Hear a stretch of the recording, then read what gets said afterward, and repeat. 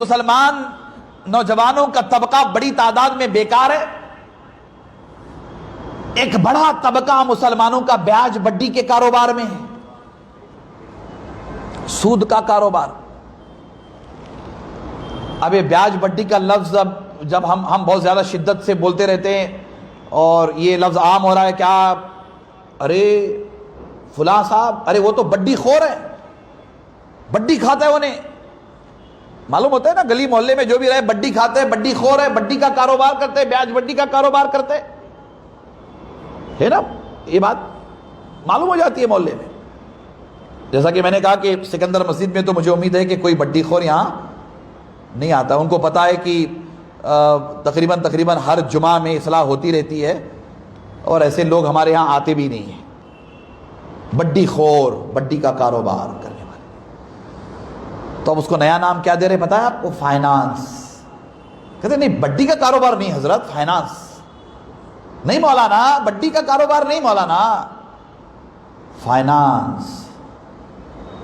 Finance جیسا کہ میں نے کہا تھا کہ فائنانس ہو یا جوا کھلانا ہو، کمپنی کہتے ہیں بیجاپور میں، کمپنی چلانا ہو، مٹکا کھیلنا ہو یا مٹکا کھلانا ہو، یہ سارے کام حرام کام ہیں.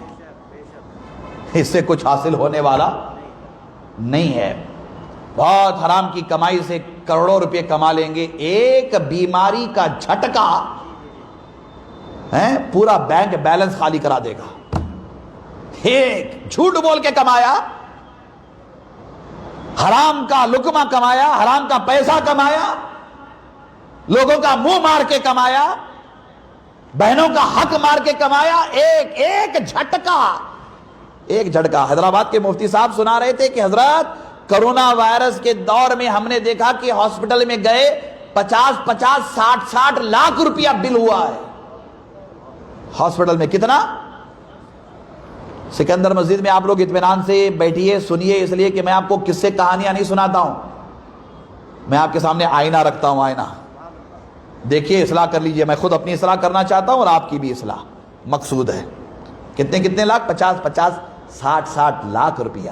اور مفتی صاحب کہنے لگے مجھ سے، جامعہ نظامیہ کے مفتی صاحب کہنے لگے، اللہ اکبر، کہنے لگے کہ وہ تو 50-60 لاکھ روپیہ خرچ کرے، زندہ گیا مردہ آیا.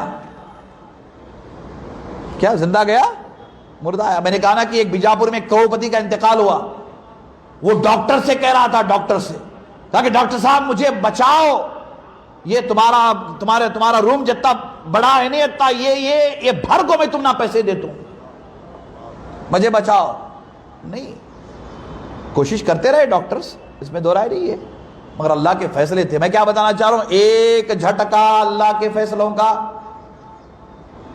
سب کا سب دھرا کا دھرا رہ جاتا ہے. 3 دن روتے ہی پلاتے ہیں. کتنے دن؟ 24 گھنٹے بھی نہیں رکھتے.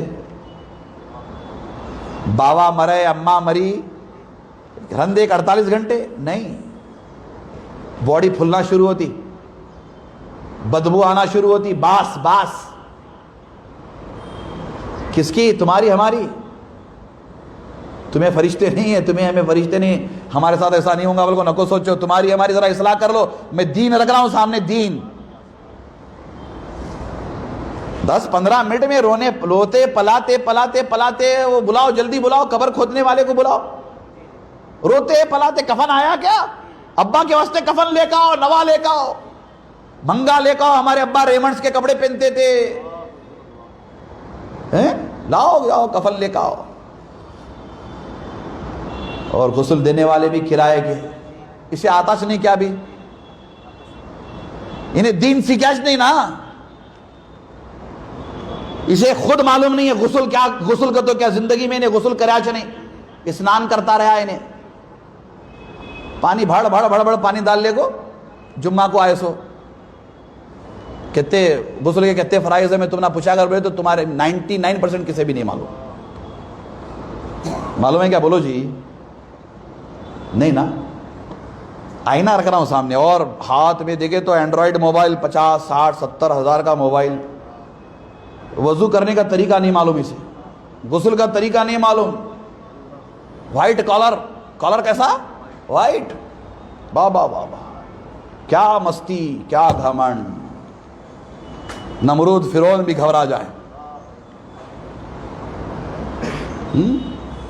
ایک جھٹکا بولنے میں کتنا، ایک جھٹکا۔ اب یہ شیطان کیا کرا معلوم ہے کیا آپ کو؟ سکندر مسجد میں جب تک آپ بیٹھے رہتے ہیں یاد رہتا ہے، کیا کیا بولے صاحب، صحیح بولے دیکھ با، مسجد میں رہے تک ہی چوتا رہتا ہے، بعد میں باہر جاتے ہی موبائل جیسے ہی آن ہوتا ہے خلاص، پھر وچ بیرار روی۔ اثر میں اللہ بلاتا ہے حی علی الصلاۃ حی علی الفلاح، نہیں، دھندے کاروبار میں بزی ہے صاحب۔ تمہیں پان کے ڈبے پہ نہیں گئے تو پان کے ڈبے پہ آگ لگنے والی ہے۔ نماز کو کہیں کو مغرب میں بلا رہے اللہ تعالیٰ حی علی الصلاۃ، عشاء میں بلا رہے اللہ حی علی الفلاح، نہیں، ہوٹل میں جانا ہے، تمہیں ہوٹل میں نہیں گئے کرو تو ہوٹل بند ہو جاتی ہے، تباہ ہوتا ہے اس کا کاروبار، تمہاری وجہ سے چلے نہیں کاروبار، تمہیں امبانی اڈانی۔ یہ حالات مسلمانوں کے، تو دینداری نہ ہونے کی وجہ سے یہ ساری خرابیاں، تعلیم اور تربیت نہ ہونے کی وجہ سے یہ ساری خرابیاں۔ سمجھ رہے ہیں آپ میں کیا کہہ رہا ہوں آپ سے؟ اسی لیے میں آپ سے عرض کرنا چاہتا ہوں کہ اپنے اندر دینداری لاؤ اور یہ سارے فضول کاموں سے بچو۔ جیسا کہ میں نے اس سے پہلے بھی کہا تھا کہ بیجاپور کا ہی جائزہ لے لو، آج ہی آپ لوگ جائزہ لے لو۔ آج کل بھی مطلب ہے کہ غیر مسلموں کے تہوار ہیں، 2-4 دن کے بعد آپ جائزہ لے لو، دیکھو غیر مسلموں کے محلوں میں جاؤ آپ تو مغرب کے بعد عشاء تک 8 بجے سارا علاقہ آپ کو سنسان ملے گا۔ صحیح کہہ رہا ہوں میں؟ سارا علاقہ سنسان ملے گا۔ اور مسلمانوں کے علاقے میں جاؤ، رات میں 10 بجے انہیں بھجی کھاتے رہتا ہے، 1 لاکھ کباب کھاتے رہتا ہے، پان کے ڈبے بٹھیر کو۔ انہیں امریکہ میں کیا ہو رہا ہے، یورپ میں کیا ہو رہا ہے، پڑوسی ممالک میں کیا ہو رہا ہے، انہیں وہاں ڈسکشن کرتے رہتے ہیں، انہیں جا کو حل کرنے والا امریکہ کے مسئلے۔ سن رہے آپ؟ یہ حالات مسلمانوں کی۔ آپ یہاں جتنے بیٹھے نہیں، آپ اتنے ہی مطلب ہے کہ اس پر عمل کرو، وہ سب سے بڑی کامیابی ہے، یہ وہی سب سے بڑی کامیابی، چھوڑو سب کا۔ حضور نبی اکرم صلی اللہ تعالیٰ علیہ وآلہ وسلم نے ہمیں آپ کو جو دین عطا فرمایا ہے وہ بہترین دین ہے، کامل و اکمل دین ہے، آسان دین ہے۔ اس لیے دیندار بنو، اپنے بچوں کی اچھی تربیت کرو، کریں گے انشاءاللہ۔ 7 سال کی عمر ہوئی تو کیا فرمایا اللہ کے رسول صلی اللہ علیہ وسلم؟ بچوں کو نماز کی تاکید کرو۔ ایک روایت میں 10 سال ہے، 10 سال کی عمر ہوئی تو نہیں پڑھے تو مارو بچوں کو، سختی کرو، سختی کرو، مارو بچوں کو، سختی کرو، مارو، مار کر کے انہیں نمازی بناؤ۔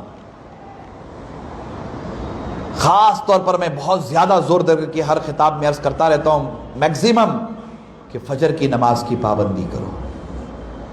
کون سی نماز کی؟ حضور نبی اکرم صلی اللہ تعالیٰ علیہ وآلہ وسلم نے فجر کی نماز کی پابندی کرنے والوں کے لیے بشارتیں دی۔